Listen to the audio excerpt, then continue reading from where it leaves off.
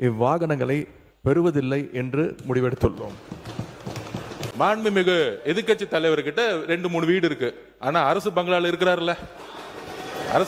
இருக்கிறாருல்ல, அவர் letter என்கிட்ட தான் கொடுத்தாரு. பொதுப்பணித்துறை அமைச்சரா என்கிட்ட தான் கொடுத்தாரு.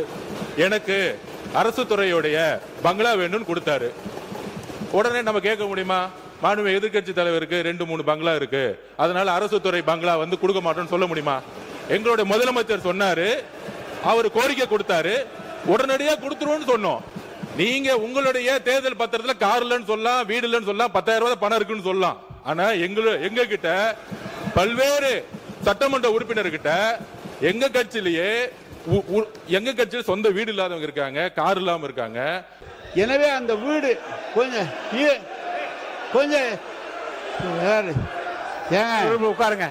உட்காருங்க. கார் வேணான்னு தானே சொல்றேன். உங்கள்கிட்ட வேணும்னு நான் கேட்கிறேன். கார் வேணான்னு சொல்றேன். அவர் சொல்றாரு 2-3 கார் வச்சிருக்கான், இங்க கூட அந்த நிலையில் தான் இருக்கு அப்படிலாம் சொல்றாரு. நீங்க தப்பு தானே நாங்க சொன்னா கேஸ் போடுங்களேன் கேஸ. ஏங்க உண்மைதானே சொல்றேன். உண்மை நம்மளுடைய என்ன சொல்றது, தேர்தல் இதுல வந்து 10,000 ரூபாய் இருக்குன்னு சொல்லிட்டு ரேஞ்ச் ரோவர் கார்ல போகக்கூடிய அமைச்சர்கள் இங்க கிடையாது. எங்களுடைய தேர்தல் அறிக்கையில எங்களுடைய நாமினேஷன்ல என்ன இருக்கோ, அதுதான் நாங்க வந்து பதிவு பண்றோம். நாங்க ஆக்சுவலா சொல்வது கஜானாவை தொடச்சு வச்சுட்டு போயிட்டாங்க, கஜானால பணம் இல்லை என்பதுதான் தொடர்ந்து இவங்க வச்சிருக்கக்கூடிய குற்றச்சாட்டு. தொடர்ந்து இலவசமா கொடுக்குறீங்க, எல்லாத்தையும் இலவசமா கொடுக்குறீங்கன்னு இவங்க குற்றம் சாட்டிட்டு இன்னைக்கு காரை இலவசமா நீங்க கொடுக்குறீங்க. அது உங்க முதலமைச்சருடைய உரிமை. பல ஆண்டுகளுக்கு முன்பே மாண்புமிகு முன்னாள் முதலமைச்சர் டாக்டர் கலைஞர் கருணாநிதி அவர்களால் 300க்கும் அதிகமான யூனியன் சேர்மன்களுக்கு அரசு சார்பில் வாகனம் வழங்கப்பட்டுச்சு. இது ஒன்றும் புதுசு இல்லை. அப்போல்லாம் நிதி நிலைமை அப்பவும் இப்படிதான் இருந்தது. அப்பெல்லாம் கேள்வி கேட்காம இப்போ ஒரு சட்டமன்ற உறுப்பினர்களுக்கு கிடைக்கிறது கேள்வி கேட்கறது சரியானதா பண்ணல. காரு எங்களுக்கு வேணான்னு சொன்னதுக்கே இவ்வளவு கோவப்படுறீங்க. கொடுத்தேன்னு சொல்றாரு. ஒரு உள்ளாட்சி துறையில சேர்மனா இருக்கிறவரு, 30 பஞ்சாயத்தை பாக்குறவரு, 30 பஞ்சாயத்தை நிர்வாகத்தை பாக்குறவரு. சார், செக் பவர் உங்களுக்கு இருக்கா? சட்டமன்ற உறுப்பினர் செக் பவர் இருக்கா? உள்ளாட்சி பிரதி தலைவருக்கு செக் பவர் உண்டு. தலைவர்களே, ஒரு முக்கியமான விஷயத்தை இங்கே பதிய வைக்க விரும்புகின்றேன் உங்கள் மூலமாக. நேற்று முன்தினம் அரசு அறிவிச்சிருக்கிறது, அனைத்து சட்டமன்ற உறுப்பினர்களுக்கும் புதிய வாகனம் இந்த அரசு வழங்குவதாக முடிவெடுத்து அறிவிச்சிருக்கிறீங்க. இதில் எங்களுடைய திராவிட முன்னேற்ற கழகத்துடைய நிலைமை இந்த அரசில் சபையில் நான் பதிய வைக்க விரும்புகின்றேன். ஏற்கனவே தமிழ்நாடு அரசு கடும் நிதி நெருக்கடியில் இருப்பதாக மாண்புமிகு முதலமைச்சர் அவர்களே கூறி வருவதால் எங்களுடைய கழக தலைவர் மாண்புமிகு முன்னாள் முதலமைச்சர் திரு முத்துவேல் கருணாநிதி ஸ்டாலின் அவர்களின் அறிவுறுத்தலின் பேரில் திராவிட முன்னேற்ற கழகத்தைச் சேர்ந்த 59 சட்டமன்ற உறுப்பினர்கள் இவ்வாகனங்களை பெறுவதில்லை என்று முடிவெடுத்துள்ளோம். மேலும் அரசுக்கு ஏற்படுகின்ற தேவையற்ற செலவுகளை குறைக்கின்ற நோக்கத்தில் மாண்புமிகு சட்டமன்ற உறுப்பினர்கள் தங்களது தேர்தல் வேட்பு மனுவில் குறிப்பிட்டுள்ள பொருளாதார சூழலை கவனத்தில் கொண்டு பொருளாதாரத்தில் நலிவடைந்துள்ள உறுப்பினர்களுக்கு மட்டுமே இந்த அறிவிப்பின் கீழ் வாகனம் வழங்க வேண்டும் என்பதை இந்த அரசினுடைய கவனத்திற்கு தாங்கள் எடுத்து செல்ல வேண்டும் என்று கேட்டுக்கொள்கின்றேன். கையொப்பமிட்டு இந்த கடிதத்தை உங்கள் மூலமாக அரசுக்கு கொடுத்துக்கிறோம். மாண்புமிகு பொதுப்பணித்துறை அமைச்சர் அவர்கள். பேரவைத் தலைவர் அவர்களே, எங்களுடைய அரசினுடைய முதலமைச்சருடைய நோக்கம் புதிதாக தேர்ந்தெடுக்கக்கூடிய மக்கள் மட்டுமல்ல, இதே சட்டமன்றத்தில் ஏழ்மையா இருக்கக்கூடிய சட்டமன்ற உறுப்பினர்களும் இருக்கிறாங்க. அதுல முக்கியமாக விடுதலை சிறுத்தைகள் கட்சியுடைய சட்டமன்ற உறுப்பினர் அங்கிருந்து வரும்போது பஸ்ல தான் வந்துட்டு போறாரு. என்ன பிரச்சனை? பேசாதீங்க. திமுக காலையில இருந்து என்ன பிரச்சனை தெரியலையே. நீங்க பேசுங்க. எதிர்கட்சி தலைவர் ஒரு பதில பதிவு பண்ணா நாங்க அது பதிவு பண்றோம். அப்ப விசிகேல இருந்து ரொம்ப ஏழ்மையா இருக்கக்கூடிய ஒரு உறுப்பினர் கேட்கிறாரு. அவருடைய குரல் யார் யாரெல்லாம் பஸ்ல வராங்க, யார் யாரெல்லாம் ட்ரெயின்ல வராங்க, அவருடைய குரலா இருந்துச்சு. அப்ப முதலமைச்சர் அனௌன்ஸ் பண்ணும் பொழுது பொதுவா அவையை பொறுத்த வரைக்கும் எல்லோரும் சமம்னு நினைக்கக்கூடிய ஒரு முதலமைச்சர், அதுதான் வந்து ஒரு புரோட்டோகால். அப்ப எங்க பொதுச்செயலாளர்கிட்ட கார் இருக்கு, என்கிட்ட கார் இருக்கு, இங்க இருக்கக்கூடிய எல்லாருக்கும் கார் இருக்கு. நாங்க போய் சட்டமன்ற உறுப்பினர் கார் வேணும்னு கேட்க போறது இல்லை. இது ஒரு அடிப்படையா இருக்கவங்களுக்கு புரிதல் இருக்கும். அரசியலா நினைச்சாதான் இது அரசியல். எங்க ஏழ்மையா இருக்காங்களோ அவங்க விண்ணப்பத்தை கொடுப்பாங்க. இது சட்டமன்ற உறுப்பினர்களுடைய ஒரு உரிமையா மாற்றப்பட்டு தமிழக வெற்றி கழகத்துல யார் யாருக்கெல்லாம் கார் இருக்காங்களோ நாங்க யாருமே கார் கேட்க போறது இல்ல. இதுதான் எங்களோட நிலைப்பாடும். இதுதான் எங்களோட நிலைப்பாடும். எங்க கிட்ட 2-3 கார் இருக்கு, நாங்க போய் சட்டமன்ற உறுப்பினர் கார் கேட்க போறது இல்ல. நம்ம மன்னார்குடி எம்எல்ஏ சொன்னாரு, என்கிட்ட 4 கார் இருக்கு, ஆனா என்னுடைய தனிப்பட்ட கார்ல போகும்போது அரசு அதிகாரிகள் முன்பு அரசு கார்ல போனா நான் ஒரு மரியாதை இருக்கு. இப்ப மாண்புமிகு எதிர்க்கட்சி தலைவர்கிட்ட 2-3 வீடு இருக்கு, ஆனா அரசு பங்களால இருக்கிறாருல்ல. அவர் லெட்டர் என்கிட்ட தான் கொடுத்தாரு, பொதுப்பணித்துறை அமைச்சரா என்கிட்ட தான் கொடுத்தாரு. எனக்கு அரசு துறையுடைய பங்களா வேணும்னு கொடுத்தாரு. உடனே நம்ம கேட்க முடியுமா? மாண்புமிகு எதிர்க்கட்சி தலைவருக்கு 2-3 பங்களா இருக்கு, அதனால அரசு துறை பங்களா கொடுக்க மாட்டோம்னு சொல்ல முடியுமா? எங்களுடைய முதலமைச்சர் சொன்னாரு, அவர் கோரிக்கை கொடுத்தாரு, உடனடியா கொடுத்துருவோம்னு சொன்னோம். இது உடனே இல்ல இங்க இருக்கவங்க எல்லாருக்கும், அதாவது இங்க இருக்க எல்லாருக்கும் பங்களா கொடுக்கலாமான்னு கிடையாது. இது ஒரு புரோட்டோகால், அவ்வளவுதான். இந்த புரோட்டோகால்ல அமைச்சர்களுக்கு கார் கொடுக்கப்படுது, வீடு கொடுக்கப்படுது, 4 உதவியாளர் கொடுக்கப்படுறாங்க. அப்ப சட்டமன்ற உதவியாளர் கிடையாது, சட்டமன்ற வீடு கிடையாது. சட்டமன்ற உறுப்பினர்களுக்கு நீங்க உங்களுடைய தேர்தல் பத்திரத்துல கார் இல்லன்னு சொல்லலாம், வீடு இல்லன்னு சொல்லலாம், 10,000 ரூபாய் பணம் இருக்குன்னு சொல்லலாம். ஆனா எங்க கிட்ட பல்வேறு சட்டமன்ற உறுப்பினர்கிட்ட எங்க கட்சியில் சொந்த வீடு இல்லாதவங்க இருக்காங்க, கார் இல்லாம இருக்காங்க. அது மாதிரி மற்ற கட்சிகளையும், தாவேகா மட்டும் இல்ல, எல்லா கட்சியும் கம்யூனிஸ்ட் தோழர்கள் அங்கிருந்து வராங்க. அந்த மாரிமுத்து அண்ணன் கிட்ட கார் கிடையாது. இதுதான் கம்யூனிஸ்ட் தோழர்களுடைய நிலைப்பாடு. அப்ப ஒரு அறிவு பெறும் பொழுது இந்த கட்சியுடைய சட்டமன்ற உறுப்பினர், இந்த கட்சியுடைய உறுப்பினர்களுக்கு அறிவிப்பு வராது. முதலமைச்சர் பொதுவா எல்லோருக்கும் ஒரு அறிவிப்பை கொடுக்கிறாரு. அதுல தமிழக வெற்றி கழகத்தோட நிலைப்பாடு, ஏற்கனவே கார் இருக்கவங்க அப்ளை பண்ண மாட்டாங்க, இதுதான் நிலைப்பாடு. இது எல்லா கட்சியோட நிலைப்பாடு அப்படிதான். ஆனா அறிவிப்பு தனி செயலாளர்ங்கிற அறிவிப்பு, ஒரு சட்டமன்ற உறுப்பினர் 3 லட்சம் மக்களை போய் பார்க்க வேண்டிய நிர்பந்தம் இருக்கு, அவரோட தொகுதிக்கு போக வேண்டிய நிர்பந்தம் இருக்கு, ஊர்ல இருந்து வர வேண்டிய நிர்பந்தம் இருக்கு. அதனால இது ஒரு உரிமையா பண்ணிருக்கார தவிர இதுல ஆடம்பரம், காருங்கிறது ஆடம்பரம் கிடையாது, மக்களை சந்திக்கக்கூடிய ஒரு தேவை. ஊழல் இல்லாத சட்டமன்ற உறுப்பினர்களுக்கு கார் இன்னைக்கு தேவை, மக்களை பார்க்க போனோம், அதுதான் நாங்க பதிவு பண்றோம். மாண்புமிகு யார் பேச 2 பேர். மாண்புமிகு உறுப்பினர் முன்னாள் அமைச்சர் KN நேரு அவர்கள். பேரவைத் தலைவர் அவர்களே, மாண்புமிகு எதிர்க்கட்சி தலைவர் அமைச்சர் அந்தஸ்தில் இருக்கிறார். அவருக்கு அது அவருடைய உரிமை, அரசாங்கம் தருகிறது. எனவே அந்த வீடு கொஞ்சம்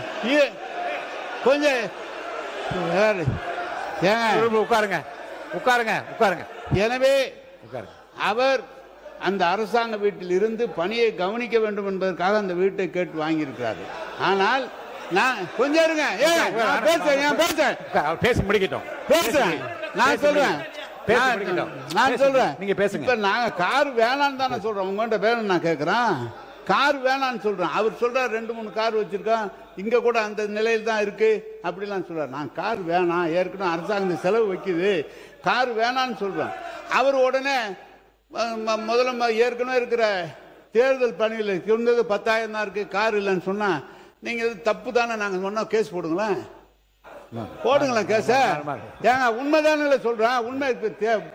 தேர்தல் நிற்கும் போது கொடுக்குற அவிடவிட்ல என்ன இருக்காதான் அதை கொடுக்க முடியும். எனவே எதை எடுத்தாலும் ஒரு குதர்க்கமாக பேசினா எப்படி சரியா இருக்கேன்? அவரு நீங்க வீட்டில் வந்து காரு வேணான்னு தானே சொல்றோம், உங்களுக்கு செலவு கம்மி பண்ணுன்னு தானே சொல்றோம்.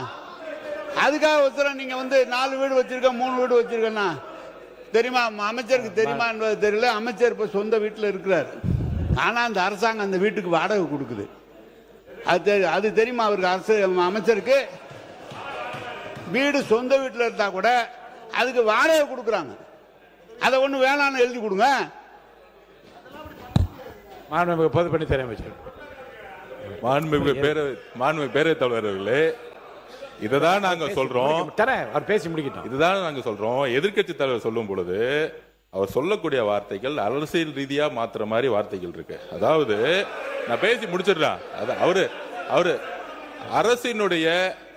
அரசினுடைய நிதி சுமையை கருதி அப்படிங்கிற மாதிரி வார்த்தைகள்லாம் சொல்லும் பொழுது அது ஏதோ நாங்க ஏதோ அரசினுடைய நிதி சுமை எங்களுக்கு தெரியாத மாதிரியும், இதை ஏதோ ஒரு வசதி வாய்ப்புக்காக செஞ்சு கொடுக்கிற மாதிரியும், இது ஒரு ஆடம்பரம் மாதிரியும் சில வார்த்தைகள் வருது. அதுதான் நாங்க பதிவு பண்றோம்.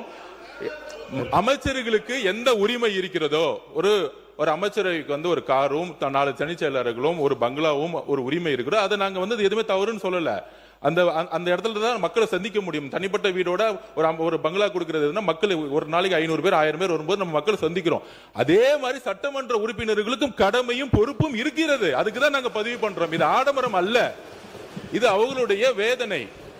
அதுதான் நான் சொல்ல வரோம். அதாவது நம்மளுடைய என்ன சொல்றது, தேர்தல் இதுல 10,000 ரூபாய் இருக்குன்னு சொல்லிட்டு ரேஞ்ச் ரோவர் கார்ல போகக்கூடிய அமைச்சர்கள் இங்க கிடையாது. எங்களுடைய தேர்தல் அறிக்கையில எங்களுடைய நாமினேஷன்ல என்ன இருக்கோ, நாமினேஷன் என்ன இருக்கோ அதுதான் நாங்க பதிவு பண்றோம். நாங்க ஆக்சுவலா பேரவைத் தலைவர் அவர்களே, எங்களுடைய தலைவர் இதை அரசியல் செய்வதற்காக கிடையாது. இந்த அரசு பொறுப்பேற்ற முதல் நாள்ல இருந்து சொல்வது கஜானாவை தொடச்சு வச்சுட்டு போயிட்டாங்க, கஜானால பணம் இல்லை என்பதுதான் தொடர்ந்து இவங்க வச்சிருக்கக்கூடிய குற்றச்சாட்டு. அது மட்டும் இல்லை, இவங்களோட தேர்தல் பிரச்சாரத்தில் இப்போ இருக்கக்கூடிய அமைச்சர்கள், சட்டமன்ற உறுப்பினர்கள், அவங்க இயக்கத்தை சேர்ந்தவங்க நிறைய பேர் சொல்லியிருக்கிறாங்க, தொடர்ந்து இலவசமாக கொடுக்குறீங்க, எல்லாத்தையும் இலவசமாக கொடுக்குறீங்கன்னு இவங்க குற்றம் சாட்டிட்டு இன்னைக்கு காரை இலவசமாக நீங்கள் கொடுக்குறீங்க. அது உங்க முதலமைச்சருடைய உரிமை. நாங்கள் எங்களுக்கு கார் தேவையில்லை, எங்களுடைய திராவிட முன்னேற்ற கழக உறுப்பினருக்கு கார் தேவையில்லை. யார் யாருக்கு கார் வேணுமோ நீங்கள் வாங்கிக்கோங்க. எங்களுடைய வேண்டுகோள் என்னன்னா, வேட்பு மனு தாக்கல்ல நீங்க அஃபிடவிட்ல ஃபைல் பண்ணிருப்பீங்க, யார் யாருக்கு கார் இல்ல, எவ்வளவு சொத்து இருக்கு அப்படின்னு சொல்லியிருப்பீங்க. அதுக்கு தகுந்த மாதிரி அவங்களுடைய வசதி வாய்ப்புக்கு ஏற்ற மாதிரி கார் வாங்கி கொடுங்க என்பதுதான் எங்களுடைய சஜஷன். மாண்பு சிறுபான்மைத்துறை அமைச்சர் விடுங்க, அவங்களுக்கு கொஞ்சம் விடுங்க, கொஞ்சம் சிறுபான்மையை கொஞ்சம் விடுங்க. மாண்பு சிறுபான்மைத்துறை அமைச்சர். இந்த சட்டமன்ற உறுப்பினர்களுக்கு இந்த கார் தேவைங்கிறது ஒரு சர்ச்சையாக பேசப்படுகிறது.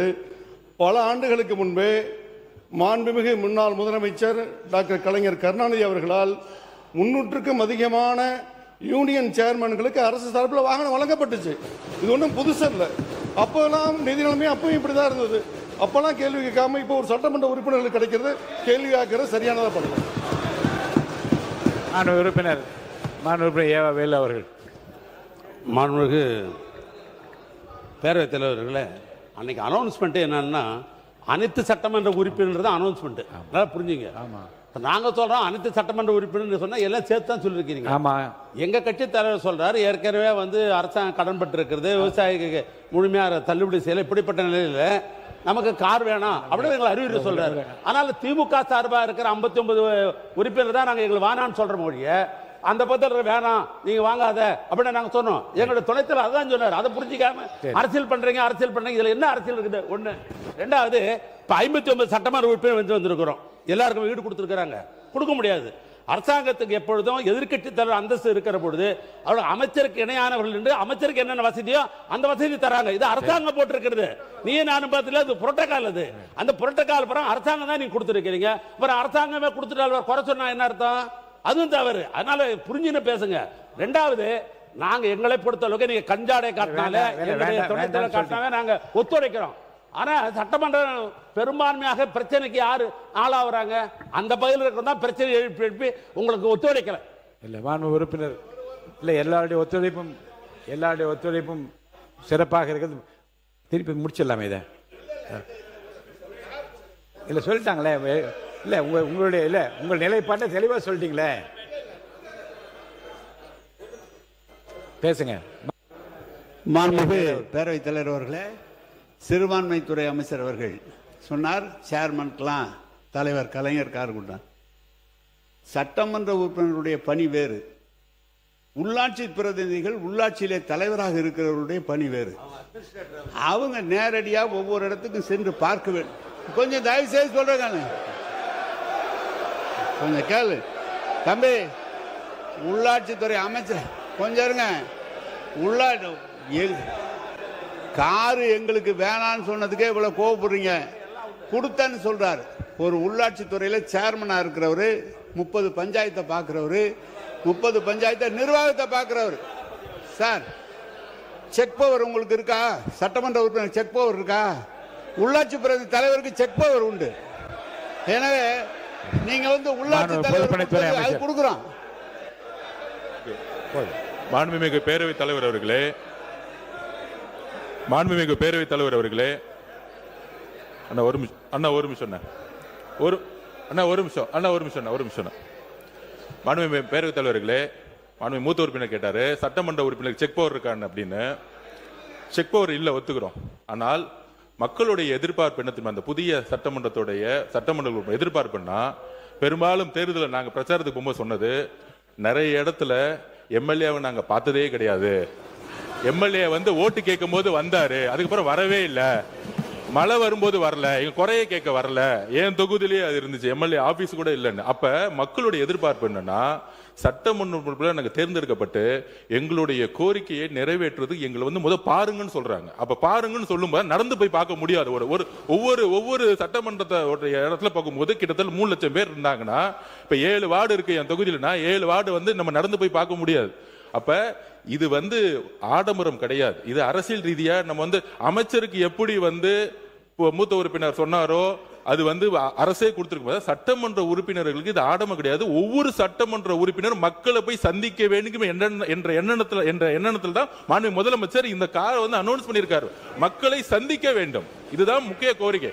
சந்திக்கும் போதுதான் அனைத்து டிபார்ட்மெண்டோடைய ஒவ்வொரு ஆபீஸ்க்குள்ள போய், இப்ப நீங்க வந்து உள்ளாட்சி துறையெல்லாம் இந்த ஆபீஸ்ல உட்கார்ந்துட்டு ஒரு சட்டமன்ற உறுப்பினர் கேள்வி கேட்கும் போது அந்த அதிகாரிகள் உள்ளபடியே ஒரு பயம் வரும். இல்ல வீட்டுக்குள்ளேயே உட்கார்ந்துகிட்டு நம்ம வந்து ஒரு அரசியல் செய்ய முடியாது. மக்களுடைய தேவைகளை ஒவ்வொரு தெருவா செய்யணும். அதுக்குதான் இந்த இதை தவிர இது ஆடம்பரம் கிடையாது. எதிர்கட்சி தலைவருடைய நிலைப்பாடுல நாங்களும் இருக்கோம். யார் யாருக்கெல்லாம் கார் இருக்கு அவங்க ஆட்டோமேட்டிக்கா யாரும் அப்ளை பண்ண போறது இல்லை. ஆனா ஒரு முதலமைச்சருடைய அறிவிப்பு பொதுவான அறிவிப்பா தான் இருக்க முடியும். இதுதான் ஒரு அரசுடைய புரோட்டோகால். மாண்பு உறுப்பினர்களுக்கு தலா பேசுகின்ற உறுப்பினருக்கு தலா 5 நிமிடம் மட்டும் ஒதுக்கப்படுகிறது. 2 மாண்பு அமைச்சர்கள் பதில் சொல்ல வேண்டிய கட்டாயமும் இருக்கிறது. பிற்பகல் 2 மணிக்குள் முழுமையாக சட்டமன்றம் நிறைவு பெறும் என்று ஏற்கனவே சொல்லிவிட்டோம். மாண்பு அமைச்சர்களின் பதில்களுடன் அவை முடிவு பெற வேண்டிய கட்டாயத்தில் இருப்பதால் பேச வருகின்ற மாண்பு உறுப்பினர்கள் தயவுசெய்து 5 நிமிடங்களுக்கு மிகாமல் உங்கள் கருத்துக்களை 6 மானிய கோரிக்கை மீது வைக்க வேண்டும் என்று கேட்டுக்கொள்கிறேன். நான் சொல்ல ஜூன் 21, 2024 மாண்புமிகு முன்னாள் நம்முடைய பேரவைத் தலைவர் அப்பாவு அவர்கள் இந்த அவையில் சொன்னதான் நான் படிக்கின்றேன். அப்போதும் அதற்கு கட்டுப்பட்டு நீங்கள்லாம் 5 நிமிடத்துக்குள்ள பேச்சை முடித்திருக்கின்றீர்கள். இப்போதும் கொடுக்கப்பட்ட நேரத்தில் விரைவாக முடிக்கும்படி நான் கேட்டுக்கொள்கிறேன்.